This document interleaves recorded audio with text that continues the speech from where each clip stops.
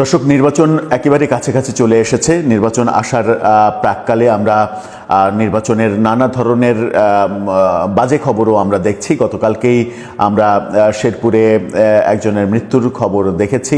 BNP জামাতের মাঝে যে কাণ্ড কারখানা সারা দেশে হচ্ছে সেগুলো উত্তেজনা তৈরি করছে, উত্তেজনা বাড়াচ্ছে।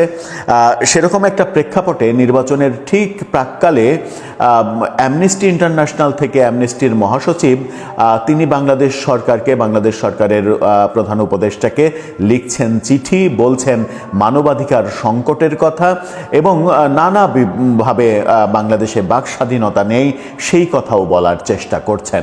হঠাৎ করে কেন অ্যামনেস্টি ইন্টারন্যাশনালের এই চিঠি, কেন তারা চিঠি লিখে বাংলাদেশকে এক ধরনের সতর্কতা দিল, সেটা একটা বড় বিষয়। বাংলাদেশের নির্বাচনের প্রাককালে ব্যাপারগুলো কি ঘোলাটে হচ্ছে? চলুন একটু জেনে দেখি এই ভিডিওতে। দর্শক, বলছিলাম অ্যামনেস্টি ইন্টারন্যাশনালের কথা। তাদের মহাসচিব বাংলাদেশ সরকারের কাছে যে চিঠি লিখেছে সেই চিঠিটা বাংলাদেশের জন্য খুব একটা সুখকর নয়। সেখানে বাক স্বাধীনতা বর্তমানে নেই, আগে ছিল না, বর্তমানেও নেই। বর্তমান সরকার কোনো পরিবর্তন করতে পারেনি। সাংবাদিকদের নির্যাতন করা হচ্ছে, বিনা দোষে কারাগারে ঢোকানো হচ্ছে। এই ব্যাপারগুলো সহ মানবাধিকারের নানা বিষয়, বিশেষ করে নির্বাচনকালীন সময়ে মানবাধিকার নিয়ে তারা উদ্বিগ্ন, তাদের উদ্বেগ প্রকাশ করেছে। অর্থাৎ বর্তমান সরকারের কার্যক্রমে তারা খুশি নয়, কার্যক্রমে সামনে কি হবে সেই ব্যাপারেও তাদের সন্তুষ্টি কাজ করছে না। হঠাৎ করে তাদের এই এগ্রেসিভ চিঠি আসলো কেন? কি বলছে গণমাধ্যম? ইত্তেফাকের শিরোনামটা দেখে নিন। সেখানে বলছে, নির্বাচনের আগে প্রধান উপদেষ্টাকে অ্যামনেস্টির মহাসচিবের খোলা চিঠি। সেখানে বলা হচ্ছে সেটা হচ্ছে যে অন্তর্বর্তী সরকারের প্রধান উপদেষ্টা ডক্টর মোহাম্মদ ইউনূসের কাছে খোলা চিঠি লিখেছেন আন্তর্জাতিক মানবাধিকার সংগঠন অ্যামনেস্টি ইন্টারন্যাশনালের সেক্রেটারি জেনারেল অ্যাগনেস ক্যালামার্ড। চিঠিতে তিনি মানবাধিকার রক্ষা ও উন্নয়ন এবং জবাবদিহিতা নিশ্চিত করার লক্ষ্যে গঠনমূলক সংলাপের অংশ হিসেবে আসন্ন নির্বাচনের প্রাককালে মৌলিক অধিকার সুরক্ষা নিয়ে অ্যামনেস্টি ইন্টারন্যাশনালের উদ্বেগ এবং সুপারিশ তুলে ধরেন। অর্থাৎ বাংলাদেশের পরিস্থিতি নিয়ে অ্যামনেস্টি উদ্বেগ প্রকাশ করেছে। উদ্বেগ প্রকাশ করে তারা কিছু সুপারিশও দিয়েছে যে এই কাজগুলো করতে হবে।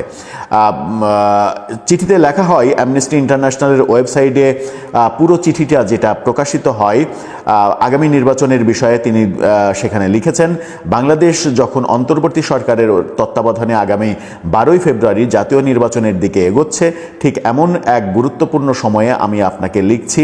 এই সময়টি একদিকে যেমন বড় দায়িত্বের, তেমনি জন আস্থা পুনরুদ্ধার, সুশাসন জোরদার এবং মানবাধিকার ও আইনের শাসনের পূর্ণ সম্মান নিশ্চিত করার একটি গুরুত্বপূর্ণ সুযোগও বটে। মানবাধিকারের উপরে গুরুত্ব আরোপ করে তিনি লিখেছেন, অতীতে ধারাবাহিক বিভিন্ন সরকারের আমলে বাংলাদেশে দীর্ঘদিন ধরে গুরুতর ও স্থায়ী মানবাধিকারের লঙ্ঘন ঘটেছে। এর মধ্যে গুম, বিচার বহির্ভূত হত্যা, নির্বিচারে আটক, নির্যাতন ও অন্যান্য মানবাধিকার অপমানজনক আচরণ, মত প্রকাশের স্বাধীনতা, শান্তিপূর্ণ পরিবেশ, সমাবেশ, সংগঠনের স্বাধীনতার উপরে বিধিনিষেধ এবং সাংবাদিক, মানবাধিকার কর্মী, রাজনৈতিক বিরোধী এবং নাগরিক সমাজের প্রতিনিধিদের উপরে যে ব্যবস্থা, সেই ব্যবস্থা ব্যাপারটা দেখেছি যা বর্তমান সময়েও পরিবর্তন হয়নি, সেই কথাটা তারা লিখেছে। এই প্রেক্ষাপটে অন্তর্বর্তী সরকারের সামনে একটি ব্যতিক্রমী সুযোগ ছিল জনগণের আস্থা ফিরিয়ে আনা, কিন্তু সেই আস্থা তারা ফিরিয়ে আনতে পারেনি, এটা অ্যামনেস্টি ইন্টারন্যাশনাল বলছে। মানবাধিকার রক্ষা, উন্নয়ন এবং জবাবদিহি নিশ্চিত করার লক্ষ্যে গঠনমূলক সংলাপের অংশ হিসেবে আসন্ন নির্বাচনের প্রাককালে মৌলিক অধিকার সুরক্ষা নিয়ে অ্যামনেস্টি ইন্টারন্যাশনাল যে উদ্বেগ এবং সুপারিশ তুলে ধরেছে সেগুলোর মধ্যে রয়েছে 12ই ফেব্রুয়ারি অনুষ্ঠিতব্য নির্বাচন বাংলাদেশের জন্য এক সন্ধিক্ষণ। এই নির্বাচন এমন এক নতুন পথ নির্ধারণের সুযোগ এনে দিয়েছে যেখানে দেশের সকল মানুষের অধিকার এবং মর্যাদা কেবল সম্মানিতই হবে না, বরং তা বিকশিত হবে। সেই সময়ে নির্যাতন, নিষ্ঠুরতা, অমানবিক অপমানজনক আচরণ, শাস্তি, অর্থনৈতিক, সামাজিক, সাংস্কৃতিক অধিকার সনদ সহ আইন, নীতি, বল প্রয়োগ, এই ব্যাপারগুলো নিয়ে সরকারকে সচেতন থাকতে হবে এবং এই ব্যাপারগুলো লঙ্ঘন যেন আর না ঘটে সেটা তাদেরকে দেখতে হবে। নির্বাচনের আগে সময়কালে মত প্রকাশের স্বাধীনতা, শান্তিপূর্ণ সমাবেশের অধিকার এবং সংগঠনের স্বাধীনতা বিশেষভাবে গুরুত্বপূর্ণ, যেটা বর্তমান সময়ে নেই। মত প্রকাশের স্বাধীনতা এবং সংগঠনের স্বাধীনতা সেটা তারা বলেছে, সরাসরি বলেছে, ইঙ্গিতপূর্ণভাবেও বলেছে। তারা বলছে যে রাজনৈতিক দল, ট্রেড ইউনিয়ন, ছাত্র সংগঠন, সাংবাদিক, মানবাধিকার কর্মী, নাগরিক সমাজ সংগঠন সহ ব্যক্তি ও গোষ্ঠীগুলোর জন্য ভয়, ভীতি, নজরদারি, হয়রানি এবং প্রতিশোধের আশঙ্কা ছাড়াই কথা বলা, সংগঠিত হওয়া সহ নানা অনলাইন অফলাইনে অনেক ব্যাপার তারা উল্লেখ করেছে। গ্রেপ্তার, ভীত সন্ত্রস্ত, হামলার শিকার এই ব্যাপারগুলো যেন না হয় তারা সেই জন্য বলেছে। সাংবাদিকদের বিরুদ্ধে কথিত রাজনৈতিক মতাদর্শ বা সম্পৃক্ততার কারণে অপব্যবহার নিয়ে গভীর উদ্বেগ প্রকাশ করেছে। অর্থাৎ বাংলাদেশের সাংবাদিক নির্যাতন যেটা হচ্ছে সেটার কথা স্পষ্ট বলেছে এবং তারা বলেছে যে উদাহরণ হিসেবে বলা যায় 28 আগস্ট সাংবাদিক মঞ্জুরুল আলম পান্নাকে সন্ত্রাস বিরোধী আইনে গ্রেপ্তার করা হয়। এর একদিন আগে মুক্তিযুদ্ধ ও সংবিধান নিয়ে একটি গোলটেবিল বৈঠক আলোচনায় তাকে সাবেক প্রধানমন্ত্রী শেখ হাসিনার সমর্থক এবং অন্তর্বর্তী সরকার উৎখাতের ষড়যন্ত্রে জড়িত বলে অভিযুক্ত করা হয়েছিল। এই একইভাবে 15 ডিসেম্বর সাংবাদিক আনিস আলমগীরকে আওয়ামী লীগের পক্ষে প্রচারণার অভিযোগে গ্রেপ্তার করা হয়, যেগুলো সমর্থনযোগ্য না, যেগুলো সাংবাদিকের অধিকার এবং সাংবাদিকের যে বাক স্বাধীনতা সেগুলো কেড়ে নেওয়া, সেগুলো লঙ্ঘন, এই ব্যাপারগুলো অ্যামনেস্টি ইন্টারন্যাশনাল বলছে। অ্যামনেস্টি তাদের ওই গত 18 ডিসেম্বর শরীফ ওসমান হাদির মৃত্যুর পরে যে ডেইলি স্টারে হামলা, প্রথম আলো হামলা, ছায়ানট উদীচিতে হামলা, এই দুটি সাংস্কৃতিক প্রতিষ্ঠানে হামলা চালায় এবং ইংরেজি দৈনিক নিউ এজের সম্পাদক নুরুল কবিরকে হয়রানি করে। একই সঙ্গে সংখ্যালঘু হিন্দু সম্প্রদায়ের একজন পোশাক শ্রমিক দীপুচন্দ্র দাসকে ধর্ম অবমাননার অভিযোগ তুলে এক শ্রেণীর উশৃঙ্খল মানুষ তাকে পুড়িয়ে মারে। এই ব্যাপারগুলো সামনে নিয়ে এসেছে। এই ব্যাপারগুলোর প্রচণ্ড প্রতিবাদ করেছে অ্যামনেস্টি ইন্টারন্যাশনাল। একই সঙ্গে 2025 সালে রাষ্ট্র বহির্ভূত গোষ্ঠীর হাতে সাংবাদিক, গণমাধ্যম কর্মী, সংখ্যালঘু এবং শিল্পীদের উপরে সংগঠিত হামলার একটি নথিভুক্ত ধারাবাহিকতার অংশ হিসেবে ঘটনাগুলোকে তারা চিহ্নিত করেছে। অর্থাৎ সংখ্যালঘু নির্যাতন, সাংবাদিক নির্যাতন, বাক স্বাধীনতা নেওয়া সহ যত কর্মকাণ্ড এই সরকারের আমলে হচ্ছে এটা আগেরই ধারাবাহিকতা, যে ধারাবাহিকতা এই সরকার থামাতে পারেনি, বরং আরও বেড়েছে। এই প্রেক্ষাপটে অ্যামনেস্টি ইন্টারন্যাশনাল অন্তর্বর্তী সরকারকে আহ্বান জানাচ্ছে আসন্ন নির্বাচনের কেন্দ্রে মানবাধিকার সুরক্ষাকে অগ্রাধিকার দিতে হবে, অবিলম্বে কার্যকর পদক্ষেপ নিতে হবে। এর মধ্যে রয়েছে সাংবাদিক ও সমালোচকদের বিরুদ্ধে নিরাপত্তা আইন অপব্যবহার বন্ধ করা, যেটা এই সরকার করছে। সাংবাদিক এবং সমালোচকদের বিরুদ্ধে নিরাপত্তা আইনের অপব্যবহার করা হচ্ছে বলে অ্যামনেস্টি অভিযোগ করছে, সেটা করা যাবে না।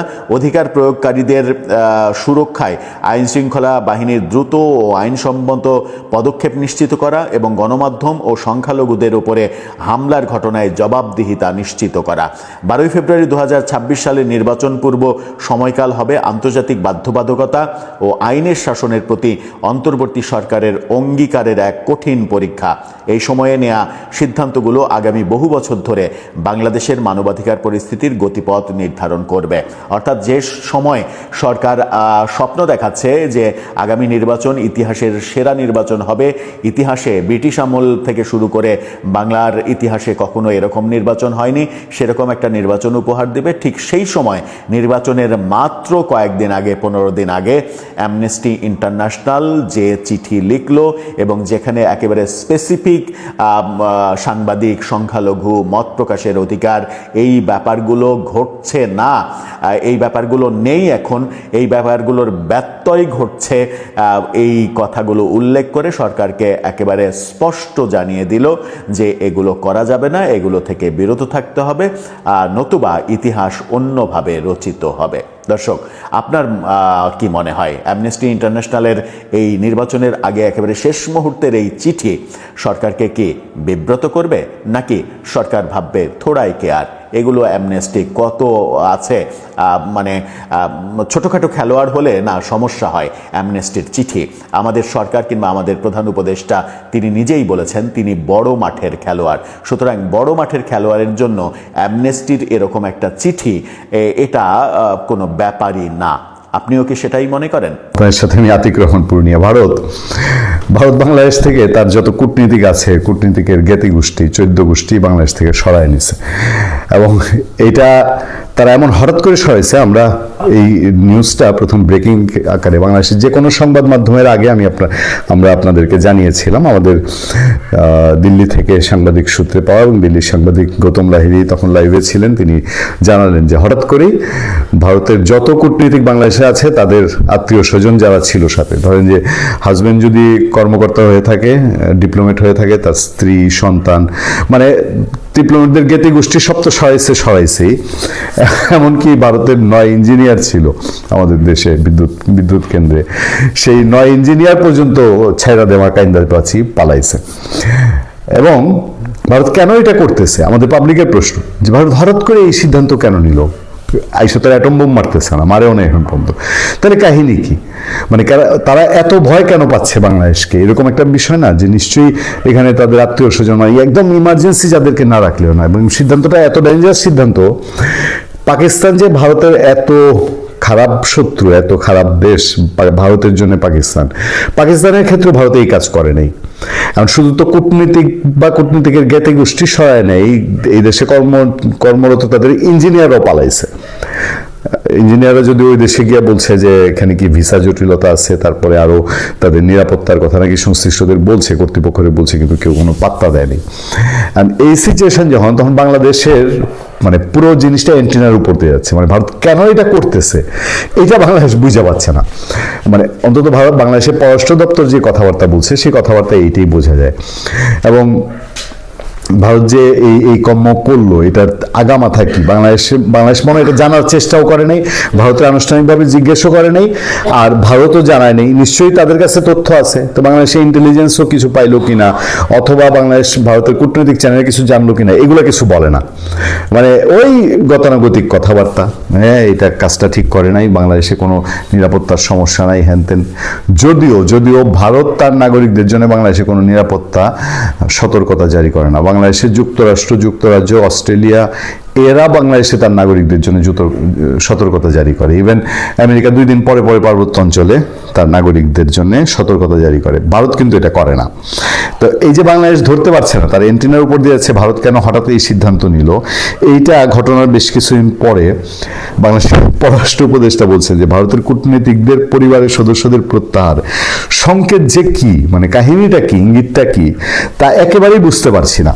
পররাষ্ট্র উপদেষ্টা বাংলাদেশ থেকে ভারতের কূটনীতিকদের পরিবারের সদস্যদের বিষয়ে কোনো নিরাপত্তা উদ্বেগের কথা সরকারকে জানানো হয়নি। আর ভারতের কূটনীতিকদের পরিবারের সদস্যদের বাংলাদেশ থেকে প্রত্যাহারের মধ্যে দিয়ে আসলে কোনো বার্তা দেওয়া হচ্ছে কিনা সেটা স্পষ্ট নয়। পররাষ্ট্র উপদেষ্টা মোহাম্মদ তৌহিদ হোসেন তিনি সাংবাদিকদের সামনে তার দপ্তরে সাংবাদিকদের প্রশ্নের জবাবে এই কথা বলেন। ভারতীয় কূটনীতিকদের পরিবারের সদস্যদের বাংলাদেশ থেকে ফিরিয়ে নেওয়ার বিষয়ে জানতে চাইলে তৌহিদ হোসেন বলেন, নিরাপত্তা নিয়ে কোনো শঙ্কা নেই, তবে সংকেত যে কি তা একেবারেই বুঝতে পারছি না। এটা তাদের নিজস্ব ব্যাপার, তারা তাদের কর্মচারীদের ফিরে যেতে বলতেই পারে। কেন বলেছেন আমি তার কারণ খুঁজে পাই না। বাংলাদেশে এমন কোনো পরিস্থিতি বিদ্যমান নেই যে কর্মকর্তা বা তাদের পরিবার পরিজন বিপদে আছে বলে মন্তব্য করেন পররাষ্ট্র উপদেষ্টা। তিনি বলেন, এখন পর্যন্ত এরকম কিছু ঘটেনি, আশঙ্কা হয়তো তাদের মনে আছে, কিংবা তারা কোনো মেসেজ বা বার্তা দিতে চান কিনা, তবে আমি আসলে এটার মধ্যে কোনো কারণ খুঁজে পাই না। তারা যদি তাদের পরিবারকে ফেরত নিতে চান, আমাদের তো কিছু করার নেই। আর বাংলাদেশের সামনে ইলেকশন, ভারতের সাথে দাকুমরার সম্পর্ক একেবারে তলানিতে। আর আমাদের উপদেষ্টাই যদি বলেন যে ভাই সংকেত কি আমরা জানি না, তো আপনার তো অনেক চ্যানেল আছে, আপনার কূটনৈতিক চ্যানেল ছাড়াও নানান চ্যানেল আছে, সেগুলো একটু জেনে আমাদেরকে তো জানাবেন অন্তত। ভালো থাকবেন, সুস্থ থাকবেন। আপনাদের সাথে আমি আতিক রহমান পূর্ণিয়া।